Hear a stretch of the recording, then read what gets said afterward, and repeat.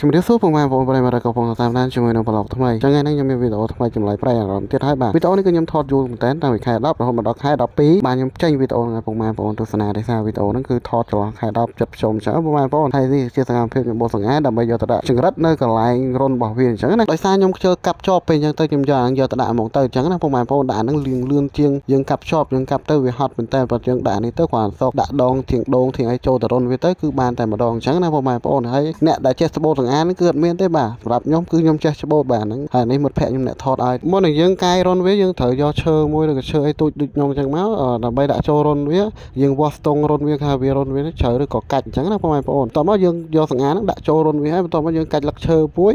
ដើម្បីដាក់ចូលទៅពេលដែលយើងអត់បិទរុនវាពេលដែលយើងដាក់សង្ហាហ្នឹងចេញទៅវាចេះចាញ់មកវិញអញ្ចឹងណាប្រយ័ត្នតិចជើងពេញហ្នឹងពិបាកហាមជើងហ្នឹងណាបងប្អូនអញ្ចឹងទៅយើងត្រូវការយកលឹកឈើមកបិទរុនវាផងបើមិនបិទទេបូមវាមកតិចជើងយើងពិបាកយំឡើងហ្នឹងតែតិចច្រើនគឺក្តៅខ្លួនហ្មងពុកម៉ែបងប្អូនសម្រាប់ដាក់យកចង្រិតហ្នឹងគឺក្នុងធីមរបស់ខ្ញុំមានអ្នកចេះដាក់ទេបាទមានតែខ្ញុំមួយចេះដាក់ឲ្យដាក់តែម្នាក់ឯងតែម្ដងបាទចង្រិតហ្នឹងទទួលបានលទ្ធផលចុងក្រោយចាំមើលចុងវីដេអូទៅអ្នកគ្នាឃើញហើយតែចង្រិតយើងធ្វើយកបានប៉ុន្មានចឹងខ្ញុំប្រាប់នៅចុងវីដេអូចឹងណាពុកម៉ែបងប្អូនរដូវកាលដែលមានចង្រិតហ្នឹងគឺចន្លោះពីខែ9ខែ10គឺដល់ខែ11ហ្នឹងពុកម៉ែបងប្អូនចន្លោះខែហ្នឹងគឺវានៅមានចង្រិតទេតែចន្លោះដល់ចូលដល់ខែ12ហ្នឹងគឺវារៀងស្បោយចង្រិតដែរវាអត់សូវមានទេអញ្ចឹងណាពុកម៉ែបងប្អូនបើសិនយើងចិញ្ចឹមចង្រិតគឺអាហ្នឹងដឹងមានអានេះខ្ញុំដាក់បានហើយខ្ញុំដាក់ចូលកណ្ដុងហ្មងតែបានហ្នឹងគឺរៀងយូរដែរអញ្ចឹងពុកម៉ែបងប្អូនជាងពិបាកដែរអញ្ចឹងសម្រាប់ពុកម៉ែបងប្អូនដែលគាត់នៅរស់ទីក្រុងអីអញ្ចឹងណាអញ្ចឹងរៀងពិបាករកហើយសម្រាប់តែពុកម៉ែបងប្អូនដែលគាត់រកបានគឺនៅតាមជនបទទេភាសាវាកើតនៅក្នុងរុនហើយតែនៅក្រុមដៃចន្ទីនោះគឺច្រើនមែនតើអញ្ចឹងណាពុកម៉ែបងប្អូនដល់រដូវកាលវាហ្នឹងគឺវាពេញតែម្ដងហ្នឹងពុកម៉ែបងប្អូនប្រជុំហ្នឹង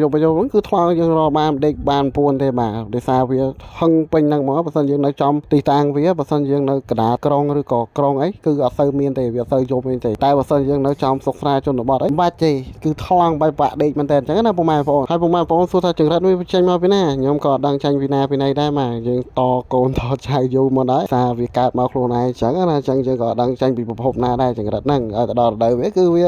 មានសัตว์ហ្នឹងចេញមកអញ្ចឹងដូច